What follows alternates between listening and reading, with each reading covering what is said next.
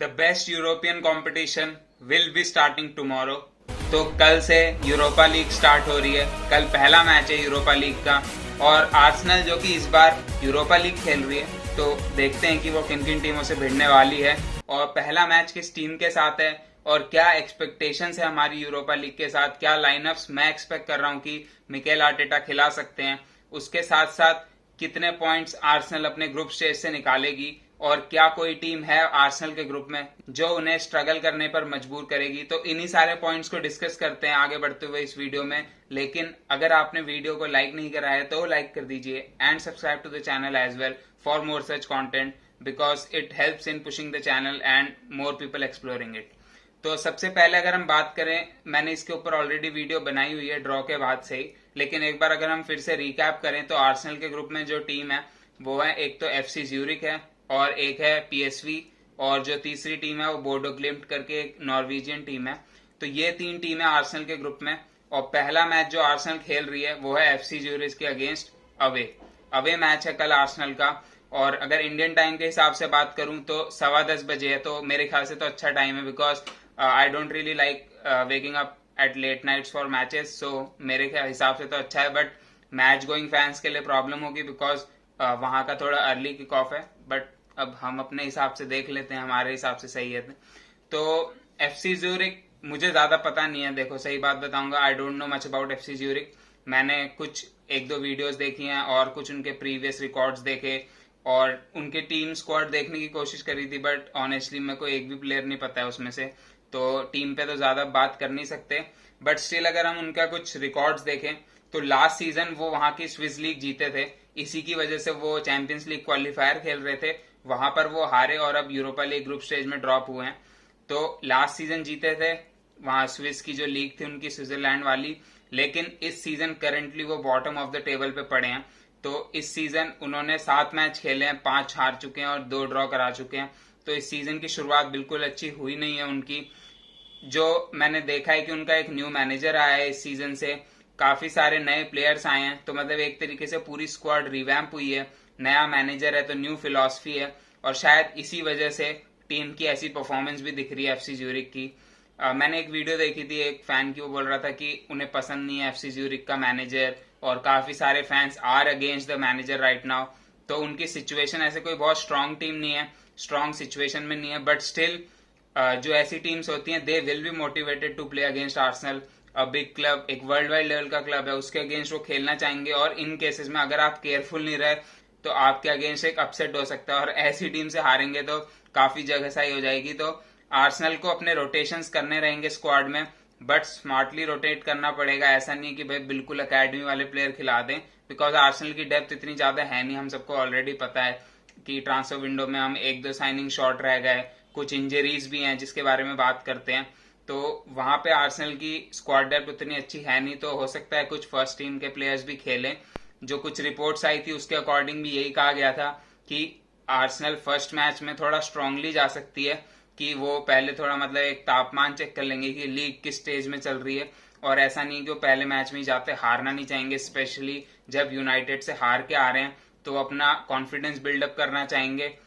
Everton के against तो करेंगे ही definitely in premier league, but ये भी एक अच्छा मैच है जहां पे अपने स्क्वाड प्लेयर्स को थोड़े मिनट देके और जिन प्लेयर की परफॉर्मेंसेस उतनी अच्छी नहीं रही हैं अभी तक उनको मिनट्स देके उनका थोड़ा कॉन्फिडेंस बिल्डअप कर सकते हैं। तो अगर मैं थोड़ा लाइनअप पे बात, जो मैं प्रिफर्ड लाइनअप देख सकता हूँ या देखना चाहता हूँ इस मैच के लिए, तो मेरे ख्याल से काफी मतलब मैंने सोचा हमारी स्क्वाड डेप्थ, जैसे मैंने कहा कि कुछ इंजरीज हैं, उतनी स्क्वाड डेप्थ है नहीं आर्सेनल की।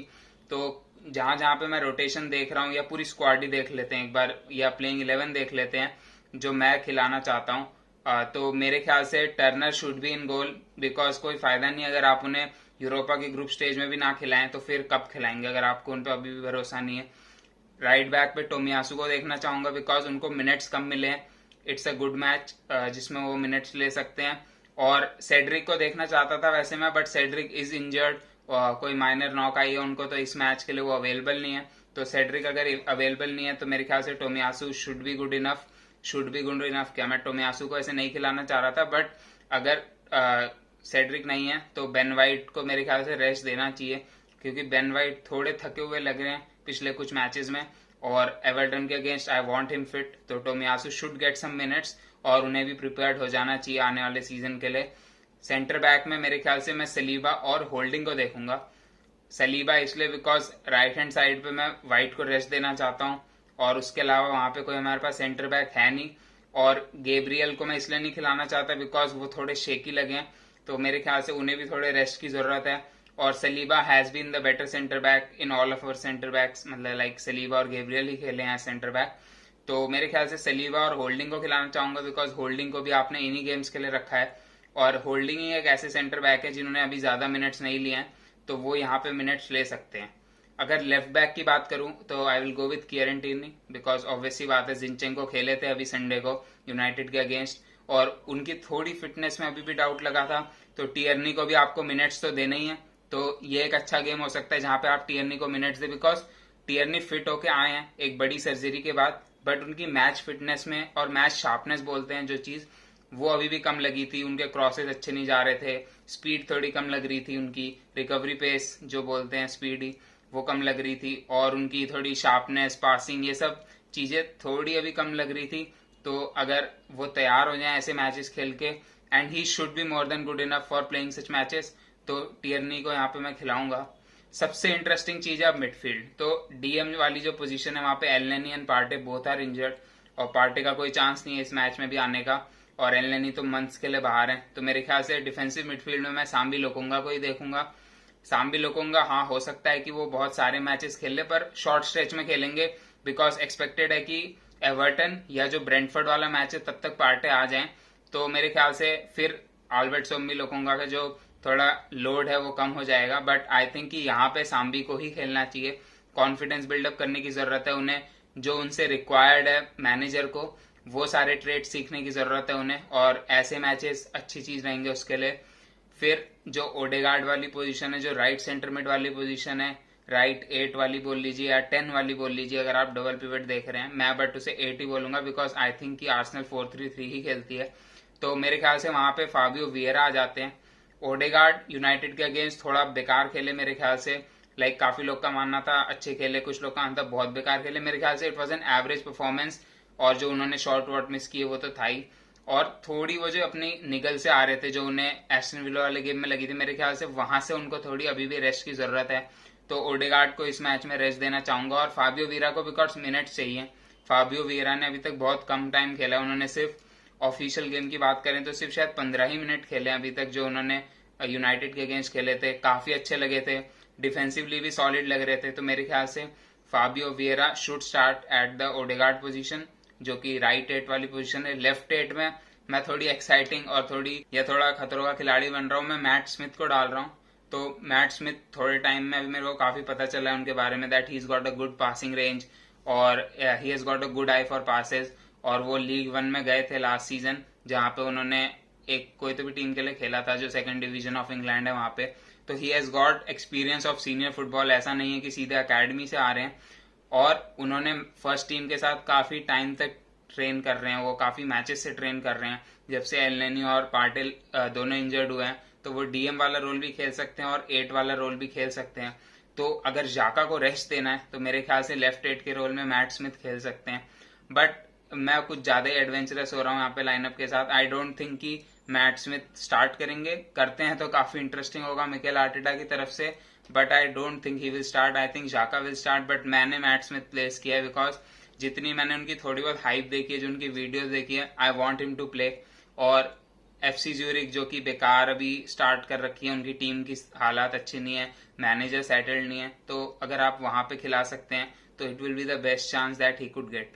अगर फ्रंट 3 की बात करें तो I would play Marquinhos on right, Nketiah in the centre and Martinelli on the left because Emile Smith Rowe injured हो गए हैं, so this would be my lineup against FC Zurich. I think it's a good enough lineup. अगर left wing पर किसी नए player को try करते हैं तो it will B adventurous, but I don't see कि कौन खेल सकता है वहां पे, सो देखना रहेगा कि आर्सेनल कैसा जाती है इस मैच में और किस तरीके की अप्रोच से जाती है। I think it would be an easy 3-0 और 4-0 मैच अगर हम स्ट्रांग जाते हैं इनफ, और अगर हम वीक भी जाते हैं तो still we should be winning this game. तो देखते हैं कैसा होता है इस मैच में आर्सेनल की परफॉर्मेंस। और अ फ्यू अदर टीम जहां पे आर्सेनल को असली टेस्ट मिल सकता है वो है पीएसवी अवे जो गेम है मेरे ख्याल से वहाँ पे आर्सेनल स्ट्रॉन्ग टीम खिलाएगी because it's a really tough game. और अगर वहाँ पे आपको मैच जीतना है, बिकॉज आपको फर्स्ट फिनिश करना है अपने ग्रुप में, because if you don't finish first you will have to play extra qualifying game, और वो आपको जो थर्ड पोजीशन वाली टीम्स आएंगी यूसीएल से ड्रॉप होकर उनके अगेंस्ट खेलना पड़ेगा, तो वहाँ पे आपको कोई टफ टीम भी मिल सकती है। तो it's not a risk worth taking, और उसके साथ साथ मैचेस भी बढ़ते हैं, ऑलरेडी एक थिन स्क्वाड है। तो मेरे ख्याल से Arsenal should be finishing first in this group. Expect यही कर रहा हूँ कि आर्सेनल आराम से अपने सारे मैचेस जीत जाएं। तो आज की वीडियो में इतना ही, मिलता हूँ अगली वीडियो में, तब तक के लिए take care and good bye.